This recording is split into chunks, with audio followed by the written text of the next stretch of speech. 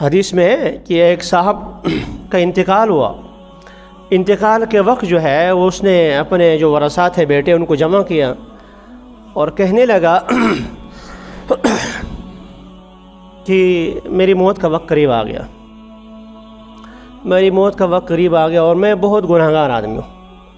اولین کا وقت ہے، حضرت صلی اللہ علیہ وسلم سے پہلے بنی اسرائیل کا واقعہ ہے، اور میں بہت گناہ گار آدمی ہوں.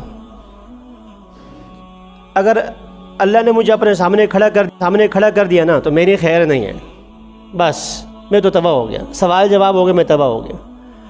میں جب مر جاؤں تو میرے جسم کو آگ لگا دو، جلا دو، اور جب خاک بن جاؤں، راکھ بن جاؤں، اس کو ہوا میں پانی میں بکھیر دو تاکہ بس میں مل میٹ ہو جاؤں. اور ورنہ اللہ نے اگر مجھے بلا لیا نا میری خیر نہیں ہے. حالانکہ یہ بظاہر کتنا برا عقیدہ ہے. اگر اللہ کو مجھ پر قدرت حاصل ہو گئی، اللہ نے یوں کیا تو بھائی اللہ کو تو ہر چیز پہ قدرت حاصل ہے، لیکن وجہ کیا بنی تھی؟ وجہ وہ خوف خدا تھی. میں بہت گناہ گار آدمی ہوں، میری تو خیر نہیں ہے. رسول اکرم صلی اللہ علیہ وسلم کی حدیث کے مطابق اللہ تعالیٰ نے ان کے اعضاء کو جمع فرمایا، جمع ہو جاؤ، تو وہ آنن فانن جمع ہونا، اس میں کیا ہے؟ اللہ نے اپنے سامنے کھڑا کر دیا. پوچھا آپ نے ایسا کیوں کیا؟ بندے کو مر گیا، اولاد نے ایسا کر دیا، بالکل. پھر اللہ تعالیٰ نے انہیں جمع کر دیا، وہ اپنے سامنے کھڑا کر دیا. پوچھا ایسا کیوں کیا آپ نے ایسا؟ اس نے کہا یا اللہ آپ کے خوف سے ایسا کیا، گناہ گار آدمی ہوں، میں حساب کا جو اہل نہیں ہوں. اللہ نے فرمایا ہاں میرے خوف سے ایسا کیا، جاؤ میں نے تجھے بخش دیا ہے. پچھلے وہ نبی پاک سے صحیح حدیث موجود ہے، اس کے اللہ تعالیٰ نے مغفرت فرما دی. اس واقعے کا نقل کرنے کے بعد حکیم الامت مولانا شفیع تھانوی رحمۃ اللہ تعالیٰ نے ایک اور واقعہ نقل فرمایا. ایک نوجوان کے انتقال کا وقت، وہ تو بنی اسرائیل کا واقعہ تھا، اب یہ ہماری امت کا ہے، رسول اکرم صلی اللہ علیہ وسلم کی امت کا. ایک نوجوان وفات کے وقت جو ہے نوجوان تھا، تو اپنے جو عزیز و اقارب تھے ان کو بلا کر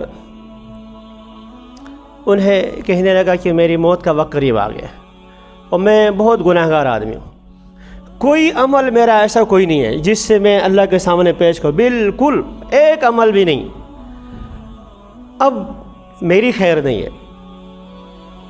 ایک بات میں نے سنی تھی مولوی صاحب سے، یہ کبھی کبھی جا کر جمعے میں نا بیان سننے کا بھی فائدہ ہوتا ہے، اللہ تعالیٰ یہ سنفع دیتے ہوتے ہیں.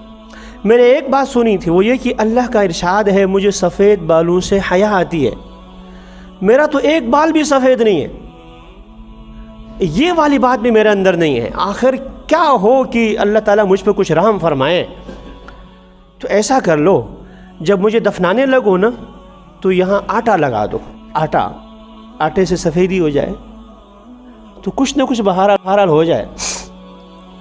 آٹے سے سفید کرنا اور حقیقت میں بال بوڑھے ہو کر سفید ہونا زمین آسمان کا فرق ہے.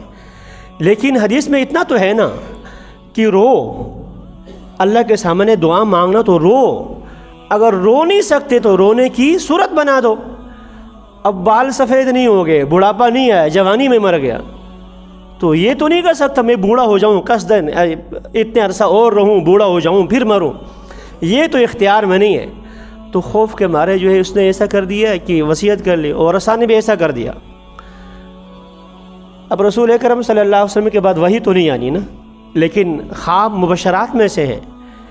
ایک صاحب کو خواب آیا وفات کے بعد، اور اس سے حدیث میں ہے کہ میت کو اگر کسی اچھے لباس میں دیکھو نا، وفات شدہ والدین جو فوت ہو گئے ہیں، آپ نے خواب میں دیکھا ماشاءاللہ وہ اچھے سرسبز و شاداب میں ہیں اور سبزے میں ہیں، اچھا پانی ہے وہاں، سفید لباس ہے، تو سمجھو الحمدللہ یہ ان کی اچھی ہو گئی ہے، یہ تعبیر ہے اس کی.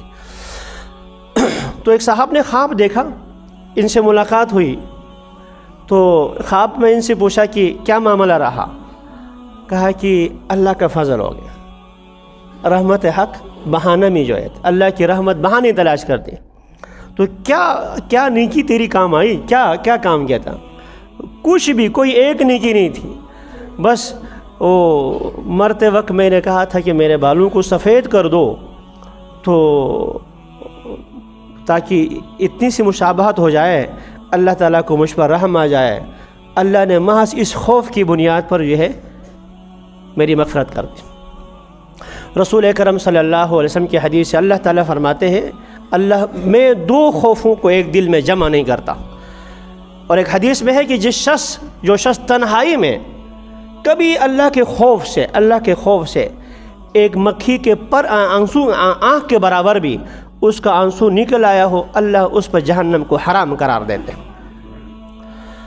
تو میں عرض کر رہا تھا رسول اکرم صلی اللہ علیہ وسلم کی سنتیں، آپ صلی اللہ علیہ وسلم کا طور طریقہ جس کو سنت کہا جاتا ہے، اس کو اپنائیں گے تو اللہ تعالیٰ ہمیں اپنا محبوب بنائیں گے۔